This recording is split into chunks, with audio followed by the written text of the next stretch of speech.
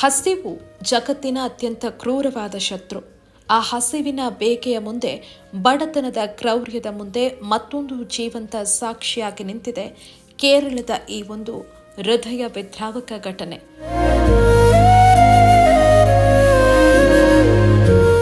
ತೀವ್ರ ಆರ್ಥಿಕ ಬಿಕ್ಕಟ್ಟಿನಿಂದ ನಲುಗಿ ವಾಸವಿದ್ದ ಬಾಡಿಗೆ ಮನೆಯನ್ನೂ ಕಳೆದುಕೊಂಡು ಬೀದಿಗೆ ಬಿದ್ದಿದ್ದ ಒಂದೇ ಕುಟುಂಬದ 4 ಮುವಟ್ಟುಪುಳ ನದಿಗೆ ಹಾರಿ ಸಾಮೂಹಿಕ ಆತ್ಮಹತ್ಯೆಗೆ ಶರಣಾಗಿರುವಂತಹ ಅತ್ಯಂತ ಹೃದಯ ವಿದ್ರಾವಕ ಘಟನೆ ಕೇರಳದ ಪಿರವೂಂನಲ್ಲಿ ನಡೆದಿದೆ.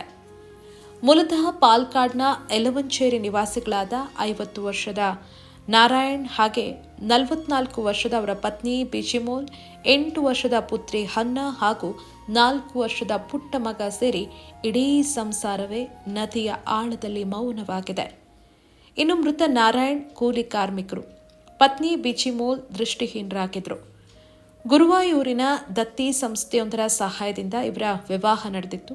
ಆದರೆ ದೀರ್ಘಕಾಲದಿಂದ ಸಂಬಂಧಿಕರಿಂದ ದೂರ ಇದ್ದ ಈ ಕುಟುಂಬ ತೀವ್ರ ಬಡತನದಿಂದಾಗಿ ವಾಸವಿದ್ದ ಮನೆಯ ಬಾಡಿಗೆಯನ್ನೂ ಕಟ್ಟಲಾಗದೆ ಬೀದಿಗೆ ಬಿದ್ದಿತ್ತು. ಈ ಬೀದಿಗೆ ಬಿದ್ದಂಥ ಸಂದರ್ಭದಲ್ಲಿ ಈ ಕುಟುಂಬ ಯೋಚನೆ ಮಾಡಿದ್ದು ಸಾವಿನ ಹಾದಿ.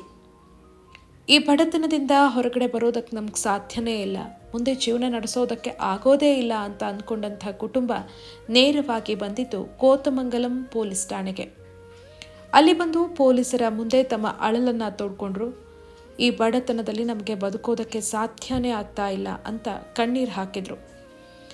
ಕುಟುಂಬದ ದಯನೀಯ ಸ್ಥಿತಿಯನ್ನು ಕಂಡಂತಹ ಎರ್ನಾಕುಲಂ ಜಿಲ್ಲಾ ಗ್ರಾಮೀಣ ಪೊಲೀಸ್ ಮುಖ್ಯಸ್ಥರು ಮುಂದಿನ ಕ್ರಮಗಳನ್ನು ಕೈಗೊಳ್ತಾರೆ. ಅವರ ಆದೇಶದ ಮೇರೆಗೆ ಕೋತಮಂಗಲಂ ಪೊಲೀಸರು ಕುಟುಂಬದ ನೆರವಿಗೆ ಧಾವಿಸ್ತಾರೆ. ಮಹಿಳೆಯರಿಗಷ್ಟೇ ಆಶ್ರಯ ನೀಡುವಂಥ ಒಂದು ಸಂಸ್ಥೆಯಲ್ಲಿ ದೃಷ್ಟಿಹೀನ ಬಿಜಿಮೋಲ್ ಅವರಿಗೆ ವಸತಿಯನ್ನು ಕಲ್ಪಿಸೋದಕ್ಕೆ ಪೊಲೀಸರು ಯತ್ನಿಸ್ತಾರೆ. ಆದರೆ ಆ ಮಹಿಳೆ, ಇಲ್ಲ, ನಾನು ಸತ್ತಿದ್ರೂ ಬದುಕಿದ್ರೂ ನಾವು 4 ಜನ ಜೊತೆಗಿರಬೇಕು ಅಂತ ಅಲ್ಲಿ ಇರೋದಕ್ಕೆ ಒಪ್ಪೋದಿಲ್ಲ, ಜೊತೆಯಾಗಿ ಇರಬೇಕು ಅಂತ ಬಯಸ್ತಾರೆ. ಅವರ ಆ ಒಂದು ಒಳ್ಳೆಯ ಮನಸ್ಸಿಗೆ ಕರಗಿದಂಥ ಪೊಲೀಸರು ತಮ್ಮ ಜವಾಬ್ದಾರಿಯಲ್ಲಿ ಸ್ವಂತ ಹಣವನ್ನು ಖರ್ಚು ಮಾಡಿ ಲಾಡ್ಜ್ ಒಂದರಲ್ಲಿ ರೂಮ್ ಬುಕ್ ಮಾಡಿ ಉಚಿತ ಆಹಾರ ಮತ್ತು ಬಟ್ಟೆಗಳನ್ನು ನೀಡಿ ಅಲ್ಲಿ ಅವರಿಗೆ ಉಳಿಯೋದಕ್ಕೆ ವ್ಯವಸ್ಥೆಯನ್ನು ಮಾಡಿಕೊಡ್ತಾರೆ. ಗುರುವಾರ ಇವರಿಗೆ ಉಳಿಯೋದಕ್ಕೆ ರೂಮ್ನ ವ್ಯವಸ್ಥೆಯನ್ನು ಮಾಡಿಕೊಟ್ಟಿದ್ರು. ಅದರ ಮಧ್ಯೆ ಇವರಿಗೆ ಒಂದು ಮನೆಯನ್ನು ಅರೇಂಜ್ ಮಾಡಬೇಕು ಅನ್ನೋ ಕಾರಣಕ್ಕೆ ಪೊಲೀಸರು ಅದಕ್ಕೆ ಹುಡುಕಾಟವನ್ನು ನಡೆಸ್ತಾರೆ.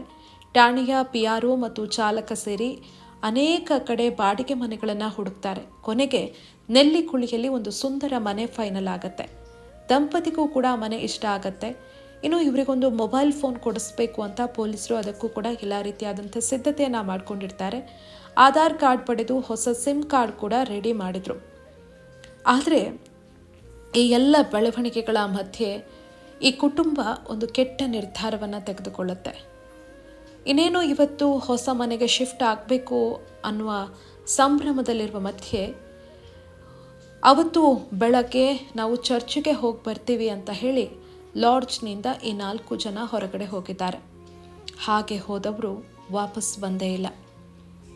ಶುಕ್ರವಾರ ರಾತ್ರಿ ಭೀಕರ ಘಟನೆಯೊಂದು ನಡೆದಿದೆ. ಲಾಡ್ಜ್ನಿಂದ ಹೊರಟು ಹೋದಂಥ ಈ ಕುಟುಂಬ ಐಶ್ವರ್ಯ ಅನ್ನೋ ಹೋಟೆಲ್ನಲ್ಲಿ ಊಟ ಮುಗಿಸಿ ಹೊರಬರ್ತಾ ಇರುವಂಥ ಕರುಣಾಜನಕ ದೃಶ್ಯಗಳು CCTVಯಲ್ಲಿ ಪತ್ತೆಯಾಗಿದೆ. ಐಶ್ವರ್ಯ ಹೋಟೆಲ್ನಲ್ಲಿ 4 ಜನ ಊಟ ಮಾಡಿದ್ದಾರೆ. ಅಲ್ಲಿಂದ ಊಟ ಮಾಡಿ ಹೊರಗಡೆ ಬಂದಂಥ ಈ 4 ಜನ ನೇರವಾಗಿ ಹೋಗಿದ್ದು ಪಿರವೂಂ ಮುಲಾಕುಲಂ ಸೇತುವೆ ಕಡೆಗೆ. ಹಾಗೆ ಹೋದವರು 4 ಜನ ಕೂಡ ನದಿಗೆ ಹಾರಿ ಜೀವ ಕಳೆದುಕೊಂಡಿದ್ದಾರೆ.